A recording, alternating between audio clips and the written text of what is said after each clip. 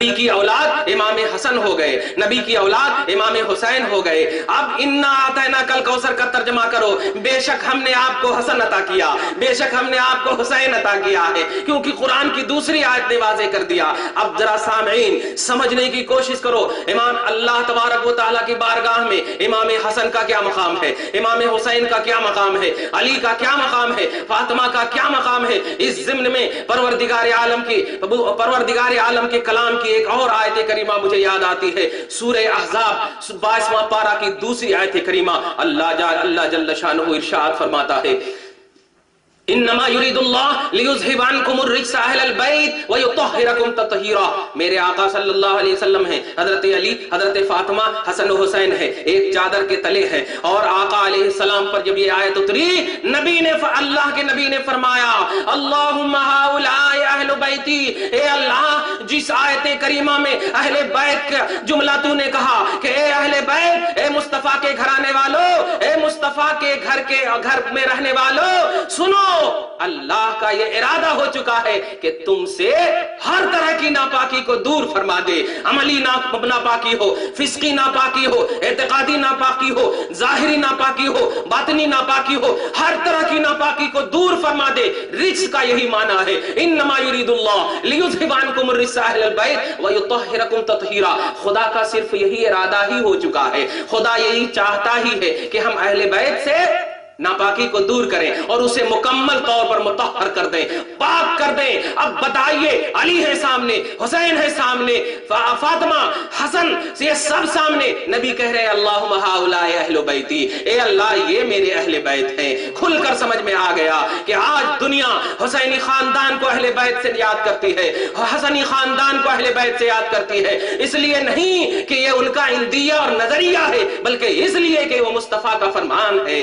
قرآن کی سب سے اعلیٰ تفسیر زبان مصطفیٰ ہے۔ قرآن کی تفسیر سب سے پہلے تو رب کی دوسری آیت اگر کر دے تو وہ تفسیر ہے، اس کے بعد اگر مقام ہے تو مصطفیٰ کی بولی ہے۔ نبی پاک جس آیت کی تفسیر کر دے وہ سب سے اعلیٰ تفسیر ہے۔ اب بات یہاں تک آ گئی کہ تین آیت کریمہ پیش کی میں نے، ایک سورہ کوثر، ایک پھر سورہ آل عمران یعنی ندعو ابناءنا و ابناءکم والی آیت کریمہ تیسرے پارے کی، اور ایک سورہ احزاب کی آیت کریمہ۔ آپ ان تمام چیزوں سے اندازہ لگا سکتے ہیں کہ خدا وحدہ لا شریک کے پاس حضرت امام حسن و حسین کا کیا مقام ہے، اہل بیت اطہار کی عظمت کیا ہے۔ خدا وحدہ لا شریک نے ان کا مقام و مرتبہ اتنا بلند کر دیا ہے کہ مقام مدح میں آیت کریمہ اتر گئی ہے۔ آیت تو ابو لہب کے لیے بھی اتری، آیت تو حامان کے لیے بھی اتری، آیت تو فرعون کے لیے بھی اتری، آیت تو ابو لہب، عتبہ، شیبہ، منافقین عرب کے لیے بھی اتری ہے، مگر عتاب، مگر عذاب اور شدت اور مذمت کے لیے اتری ہے، مگر آیت حسن کے لیے بھی اتر رہی ہے، حسین کے لیے بھی اتر رہی ہے تو مقام نعمت میں اتر رہی ہے، مقام مدحت میں اتر رہی ہے، مقام شان و عظمت میں اتر رہی ہے۔ تو آیت کے اترنے کو مت دیکھنا پیارے، آپ اور غور کیجئے یہ امام حسن و حسین کا کیا مقام ہے۔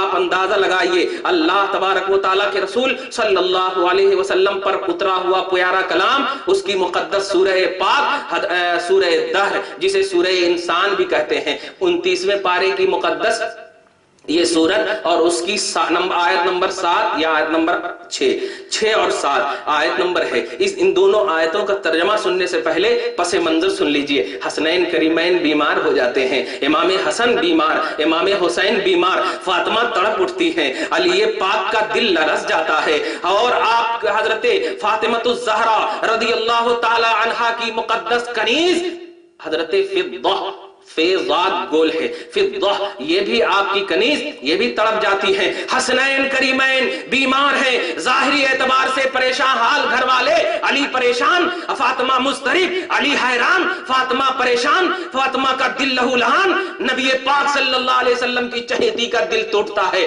علی کا دل ٹوٹتا ہے، فضہ پریشان ہے۔ تینوں نے سوچا کہ حسنین کریمین کو مرض سے شفا دینے کے لیے کچھ تدبیر کیا جائے، چنانچہ یہ تینوں غیر واجب عبادت کو اپنے اوپر واجب کر لیتے ہیں، یعنی روزہ کی نظر مان لیتے ہیں۔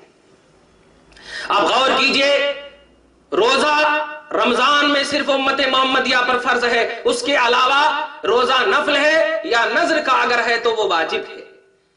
اب اس سلسلے میں 2 بات چلتے چلتے بتا دوں آج معاشرے میں کیا ہو گیا ہے۔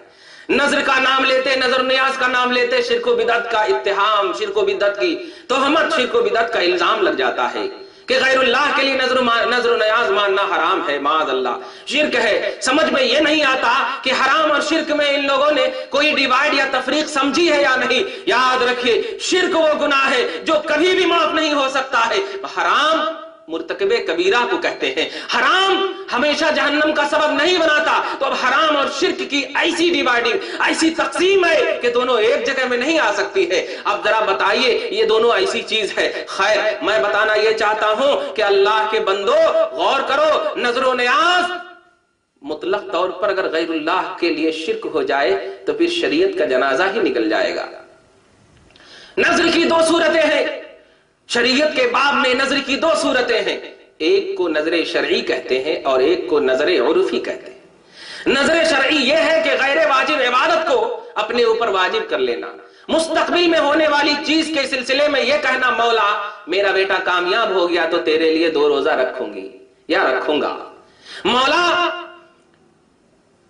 اگر میرے بیٹے کو شفا مل گئی بیماری سے تو تیرے لیے نماز پڑھوں گی 4 رکعت نفل۔ تو غیر واجب عبادت کو اپنے اوپر واجب کر لینا یہ ہے نظر شرعی، اس کی ادائیگی واجب ہوتی ہے۔ اور اگر کوئی خواجہ غریب نواز کی بارگاہ میں، غوث اعظم کی بارگاہ میں، شریف بابا کی بارگاہ میں، اولیاء دکن کی بارگاہ میں، قطب و ابدال کی بارگاہ میں، اغواث و اقطاب کی بارگاہ میں جا کر کے یہ کہتے ہیں کہ اے اللہ کے نیک بندے آپ اللہ سے دعا کر دو مجھے بیٹا مل جائے، مجھے بیٹیاں مل جائے، مجھے اولاد سے رب نواز دے، میرا بیٹا کامیاب ہو جائے۔ اور سنو مومنو، اگر ہو گیا ان کی دعا سے مل گیا تو اسے نظر عرفی کہتے ہیں، اس کی ادائیگی واجب نہیں ہے، اس کی ادائیگی واجب نہیں ہے۔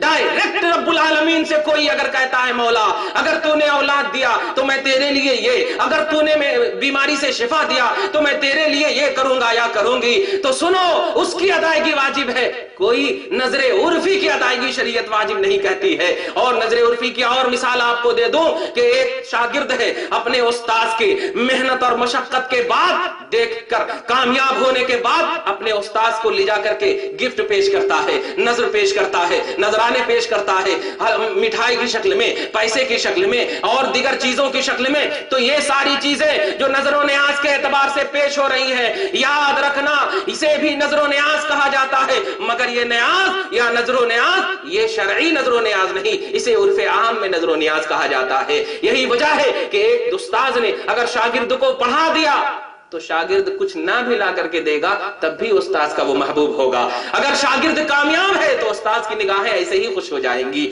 مطلب کیا ہوا کہ نظر عرفی اس کی ادائیگی واجب نہیں، تو درگاہوں پر جو نظریں مانی جاتی ہیں، درگاہوں پر قطب و ابدال کے پاس، غوث و قطب کے پاس جو نظریں مانی جاتی ہیں، منتیں مانی جاتی ہیں، ان تمام نظروں کو، منتوں کو نظر عرفی کہا جاتا ہے۔ اس پر شرک و بدعت کا اتہام، سراسر الزام اہل سنت پر بہتان ہے۔ رب ہم سب کو محفوظ فرمائے۔